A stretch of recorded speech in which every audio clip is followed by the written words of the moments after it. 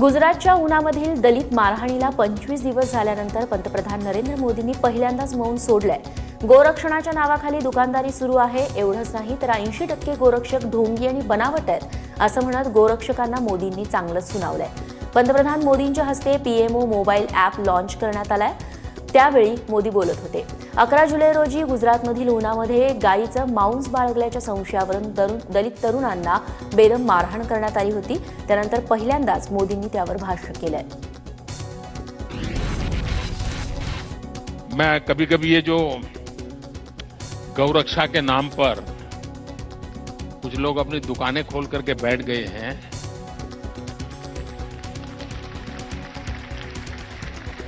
मुझे इतना गुस्सा आता है। गौ भक्त अलग है, गौ सेवक अलग है। भगवानगडावरील दसरा मेळाव्यावरून पंकजा मुंडे आणि महंत नामदेव शास्त्री यांच्यात चांगलीच जुंपली आहे। कारण भगवानगडावरील दसरा मेळावा पंकजा मुंडेंच्या उपस्थितीतच झाला पाहिजे, नाहीतर तीव्र आंदोलन करू असा इशारा वंजारी सेवा संघाच्या वतीनं देण्यात आलाय।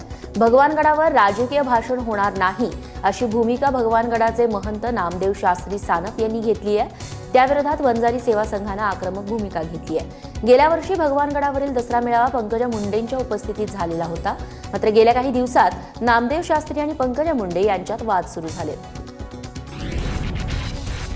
1 लाख पत्र महाराष्ट्रातून महाराजांच्या नावाने त्या ठिकाणी विनंती पत्र पाठवत आहोत। सर्व समाजातील वेगळ्या जाती धर्मातल्या लोकांनी, भक्ती असणाऱ्या लोकांनी ते पाठवत आहेत। तुमची काय मागणी? आमची मागणी आहे की पंकजाताईच्या नेतृत्वाखाली त्या ठिकाणी भव्य दिव्य जो काही दसरा मेळावा परंपरा तो व्हायला हवा, आणि तो जर नाही झाला तर आम्ही त्या ठिकाणी आंदोलन सुद्धा करू, आणि त्याची सर्वस्वी जबाबदारी महंतांवर आहे। महाडमधील सावित्री नदीवरील दुर्घटनेतील मृतदेहांचा आकडा 25 वर पोहोचलाय, तर अद्याप 17 जणांचा शोध बाकी आहे। एनडीआरएफ, स्थानिक बचाव पथकं, तटरक्षक दल पथकानं दिवसभर शोध मोहीम सुरू ठेवली। त्यात नौदलाच्या पथकांना नदीपात्रात एसटी बसचे अवशेष मिळाले। हे एसटी बसच्या बंपरचे भाग असल्याची शक्यता वर्तवण्यात येते। दुर्घटनाग्रस्त पुलापासून अंदाजे 3 किलोमीटर लांब अंतरावरच्या विसावा हॉटेलजवळ हे अवशेष सापडलेत। त्यामुळे पुलापासून साधारणपणे 2.5 ते 3 किलोमीटर अंतरावरच वाहनं बुडालेली असावीत असा अंदाज आता बांधला जातोय। दरम्यान शोधकार्यासाठी अत्याधुनिक यंत्रणांचा वापर करणार असल्याचं सार्वजनिक बांधकाम उपक्रम मंत्री एकनाथ शिंदे यांनी सांगितलं। माझं असं म्हणणं ही मोठी वाहनं तुम्ही आता झाला ना तुमचा एक्सप्रेस हायवे, ते संबंध पश्चिम महाराष्ट्र तुम्ही चांगलं जोडलंय मुंबईला, पण तिथून जाऊ दे ना। इथून आम्ही आता आम्ही हे ठरवलेलं आहे, माणिकरावांची आत्ताच मी म्हणलो, इथून आम्ही 10 टनाच्या वर एकही वाहन जाऊ देणार नाही।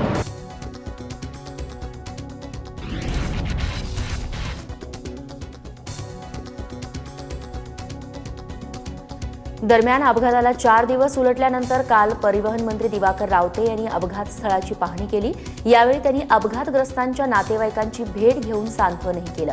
महाडची घटना दुर्दैवी असून कोकणातील रस्ते विकासाला प्राधान्य देण्याची मागणी त्यांनी केली आहे। तसंच जड वाहतूक बंद करण्यापेक्षा मुंबई गोवा महामार्गावरती उत्तम दर्जाचे रस्ते तयार करण्याची गरज असल्याचं रावतेंनी म्हटलंय। या अपघात परिवहन विभागाच्या 2 बस वाहून गेलेल्या आहेत। या अपघातात ज्यात अनेक प्रवाशांना सावित्रीच्या प्रवाहात जलसमाधी मिळाली आहे। वजनाच्या गाडीमुळे पडलेलं नाही ना, पाण्याच्या प्रचंड आलेल्या झोतातून पुलाला काय झालंय का, सगळा तांत्रिक आणि तज्ज्ञांचा विषय आहे। आपल्यापुढे एवढंच आहे तुमच्या मायासारख्या, आपण काय त्यातले तज्ज्ञ नाही, पण आपली बस गाड्या आज पडल्या, आमच्या 1-2 गाड्या पडल्या असतील आणि लोक आज मृत्युमुखी पडले। काय करायचं, त्याच्यापेक्षा त्या क्षमतेचे रस्ते बनवणं हे महत्त्वाचं असते। अमुक बंद करा, त्यामुळे त्या क्षमतेचं बनवणं हे महत्त्वाचं असतं। महाड सावित्री नदी पूल दुर्घटनेनंतर आरोप प्रत्यारोप होत असताना केंद्रीय दळणवळण मंत्री नितीन गडकरी यांनी महाड दुर्घटनेची जबाबदारी सरकार म्हणून आमचीच असल्याचं म्हटलंय। ते नवी मुंबईत बोलत होते। सावित्री नदीवरती येत्या 180 दिवसात नवा पूल बांधणार असल्याची ग्वाही त्यांनी यावेळी दिली। मुंबई गोवा मार्गाच्या 4 लेनचे काम डिसेंबरपर्यंत सुरू होईल। येत्या 2 वर्षात हा मार्ग पूर्ण करणार असल्याचं नितीन गडकरींनी स्पष्ट केलंय। मुंबई गोव्याचा ॲक्सिडेंट झाला, महाड पुलाचा, आपल्या सगळ्यांना वाईट वाटतं आणि आमची जबाबदारी आहे। सरकार म्हणून जबाबदारी टाळता कामा नये। आता ताबडतोब तो पूल जो आहे तो मी स्वतः आमच्याकडनं ताबडतोब 28 कोटी रुपये मंजूर पण केले आणि 180 दिवसांना नवीन पूल बांधायचा आदेश दिलेले आहे आणि याच्या 1-1.5 महिन्यात 2 महिन्यात काम सुरू होईल.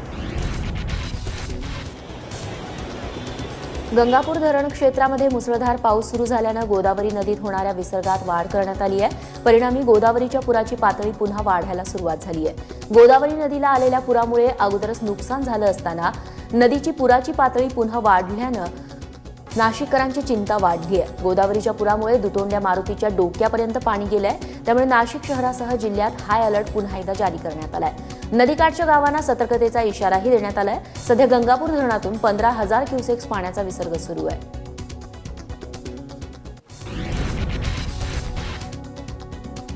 टेमघर धरणाच्या भिंतीमधून मोठ्या प्रमाणावर पाणी गळती होत असली तरी धरणाला मोठा धोका नाही असा अजब तर्क जलसंपदा मंत्री गिरीश महाजन यांनी लावलाय.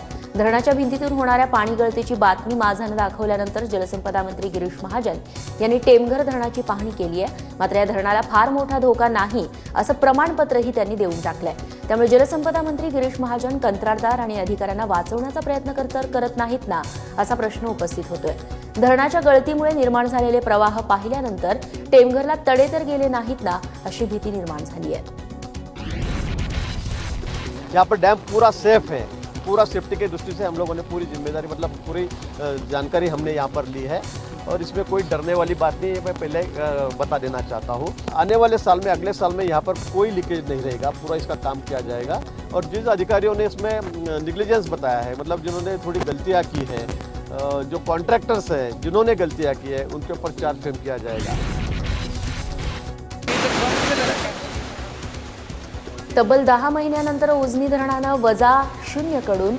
वजाकडून शून्याकडे पातळी ओलांडलेली आहे. पुणे जिल्ह्यात झालेल्या पावसामुळे उजनी धरणात 30 टीएमसी पाणी जमा झाल्यानं शेतकरी राजा सुखावलाय. गेल्या 10 महिन्यांपासून वजा पातळीत असलेल्या उजनी धरणानं यंदा 4 जुलैला ऐतिहासिक निच्चांकी गाठत वजा 53.56 इतकी पातळी गाठली होती. शून्य पातळी ओलांडताना उजनी धरणात 63 टीएमसी इतकं पाणी साठलंय. उजनी धरण पूर्णपणे भरण्यास अजून 53 टीएमसी इतक्या पाणीसाठ्याची आवश्यकता आहे. उजनी या धरणाची एकूण क्षमता 117 टीएमसी इतकी आहे.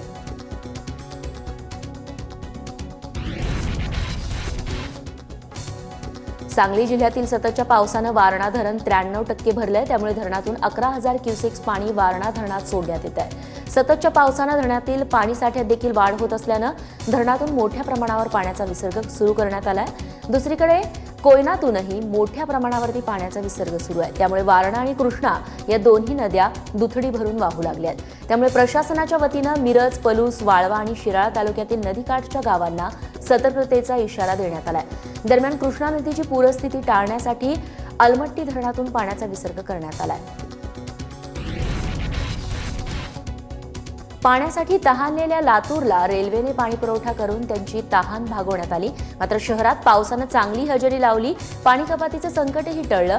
पण पाण्याबाबत इथलं प्रशासन तितकंसं सजग दिसत नाहीये. कारण रस्त्याच्या बाजूला असणाऱ्या अनेक पाईपलाईनमधून सध्या पाण्याची गळती होताना दिसतीये. या पाईपलाईनमधून वाया जाणारं पाणी हे पालिकेनं वृक्षारोपणासाठी तयार केलेल्या खड्ड्यात जात असल्यानं रस्त्यावर डबकी तयार झाल्याचं चित्र आहे. अद्यापही शहराच्या संपूर्ण भागात पाणी कपात रद्द झाली नाहीये. त्यात पाणी वाया घालवणाऱ्या नागरिकांवरती गुन्हा दाखल करण्याची भाषा पालिका प्रशासन करतंय. त्यामुळे पालिका प्रशासनाच्या चुकीवरती कोण बोलणार असा प्रश्न इथले नागरिक विचारतायत. पुण्यातली पाणी कपात रद्द करण्यात आल्याची घोषणा पालकमंत्री गिरीश बापट यांनी केली आहे. कालवा समितीच्या बैठकीत पुण्यातली पाणी कपात रद्द करण्याचा निर्णय घेण्यात आलाय. पावसाच्या जोरदार हजेरीमुळे पुण्यातल्या धरणांची पातळी वाढली आहे. तरी देखील पुण्यात एक दिवस आड पाणी पुरवठा सुरू होता. दरम्यान पाणी कपातीच्या मुद्द्यावरून पुण्यात चांगलंच राजकारण रंगलं होतं. महापौरांनी पाणी कपात रद्द करण्याचा निर्णय घेतला होता. मात्र आयुक्तांनी अंमलबजावणीला विरोध केला. मात्र कालवा समितीच्या बैठकीत पाणी कपात रद्द करण्यात आल्यामुळे पुणेकरांनी आता सुटकेचा निश्वास सोडलाय.